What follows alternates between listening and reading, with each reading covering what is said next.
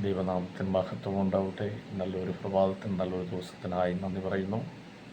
ഈ ദിവസത്തെ സന്തോഷത്തോടെ നമ്മൾ എല്ലാവരും ഓർക്കുന്നു, ഇന്ത്യയിൽ എല്ലാവരും ഓർക്കുന്നു. കാരണം 80 വർഷമായി നമ്മൾ സന്തോഷത്തോടെ, സ്നേഹത്തോടെ, പരസ്പര ധാരണയിൽ ജീവിപ്പാൻ, ഒത്തൊരുമിച്ച് ജീവിപ്പാൻ, നല്ല ജോലികൾ ചെയ്ത് ജീവിപ്പാൻ കർത്താവായ യേശു ക്രിസ്തു മുഖാന്തരവും അതിലുപരി ഗാന്ധിജിയെ കർത്താവ് ഉപയോഗിച്ചതിന് നാം നന്ദി പറയുന്നു. ഗാന്ധിജി ഓർക്കുന്നു, സഹപ്രവർത്തകർ ഓർക്കുന്നു, ഈ രാജ്യത്തെ എല്ലാവരെയും നാം ഓർക്കുന്നു. അതിനായി സ്തോത്രം. ഈ രാജ്യത്തെ നിലനിർത്തുന്ന കർത്താവിനെ നാം മഹത്വപ്പെടുത്തുന്നു. നമുക്കൊരു വാക്യം വായിക്കാം. ഗലാത്യ ലേഖനം 5:1. അതിൽ പറയുന്നു, സ്വതന്ത്രനായിട്ട് ക്രിസ്തു നമ്മെ സ്വതന്ത്രരാക്കി. സ്വതന്ത്രനായിട്ട് ക്രിസ്തു നമ്മെ സ്വതന്ത്രരാക്കി. ആകയാൽ അതിൽ ഉറച്ചു നിൽപ്പിൻ, അടിമനുകത്ത് പിന്നെയും കുടുങ്ങിപ്പോകരുത്.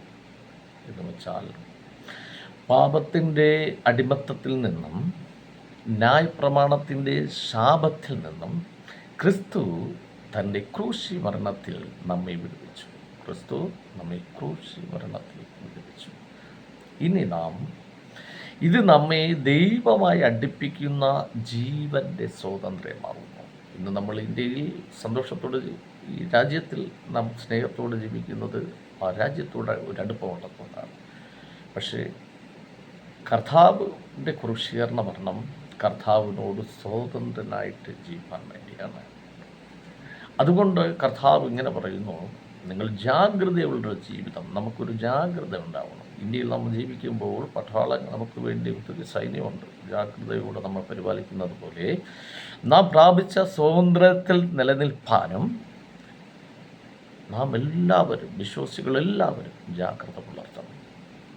നമുക്ക് പ്രാപിച്ച സ്വാതന്ത്ര്യത്തിൽ നിൽപ്പാൻ നാം വിശ്വാസികൾ നിലനിൽപ്പാൻ നാം ജാഗ്രത പുലർത്തണം. 2 പറയുന്നു, പഴയ പാപശീലങ്ങളിലേക്കും പഴയ നിയമങ്ങളുടെ അടിമനുഖത്തിലോട്ടും നാം ഇനി വീഴരുത്. പഴയ പാപശീലങ്ങളിലേക്കും നിയമങ്ങളുടെ അടിമനുഖത്തിലേക്കോ നാം ഇനി പോകരുത്.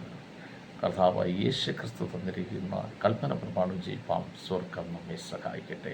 ഇന്ത്യയിൽ ഗവൺമെൻറ് വയ്ക്കുന്ന കൽപ്പനകൾ കൊണ്ട് ആ കൽപ്പനകളിൽ നാം ജീവിക്കുന്നത് പോലെ കർത്താവിൻ്റെ കൽപ്പനയിൽ ജീവിപ്പാൻ നാം എല്ലാവരും ഒന്നതുപോലെ സന്തോഷത്തോടെ കർത്താവിൻ്റെ കൽപ്പന ജീവിപ്പാൻ അർഹരാണ്. ഈ പ്രഭാതത്തിൽ നാം എല്ലാവരും കർത്താവിനെ ഓർക്കുന്നു.